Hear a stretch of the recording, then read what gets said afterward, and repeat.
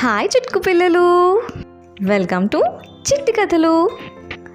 నేను మీ చిట్టి. ఈరోజు మనం వినబోయే కథ ఏంటంటే, అనగనగా ఒక ఊరు.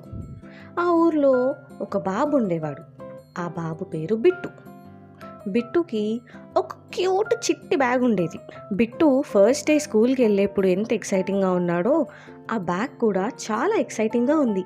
ఫస్ట్ రోజు బిట్టు ఆ కొత్త బ్యాగ్లో ఒక బుక్, ఒక పెన్సిల్, ఒక ఎరేజర్ పెట్టేసుకొని ఆ బ్యాగ్ వేసుకొని చకా స్కూల్కి వెళ్ళిపోయాడు. ఇలా కొన్ని రోజులు జరిగిన తర్వాత సెకండ్ వీక్ ఇంకో 2 బుక్కులు ఎక్కువ పెట్టుకున్నాడు.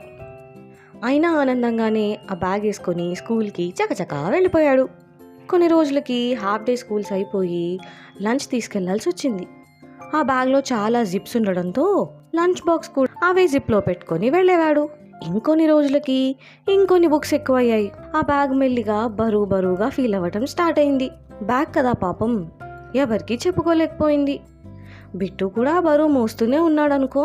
స్టార్టింగ్లో ఎంత చకచకా వెళ్ళేవాడు, రోజులు గడుస్తున్న కొద్దీ అంత మెల్లిగా వెళ్తూ ఉండేవాడు. ఇంటికొచ్చి టయర్డ్గా పడుకునేవాడు. స్నాక్స్, లంచ్, బుక్స్ అన్నీ అదే బ్యాగ్లో అయ్యేసరికి ఒకరోజు బిట్టు స్కూల్కి నడుస్తూ ఉండగా ఆ బ్యాగ్ తెగి ఠపీమని కింద పడిపోయింది. ఏడుస్తున్న బ్యాగ్ని చూసి బిట్టు అడిగాడు ఏమైంది అని. అప్పుడు ఆ బ్యాగ్, దీంట్లో చాలా బరువు పెట్టేశావు, నాకు మోయటానికి చాలా కష్టంగా ఉంది అంటూ ఏడ్చింది ఆ బ్యాగ్.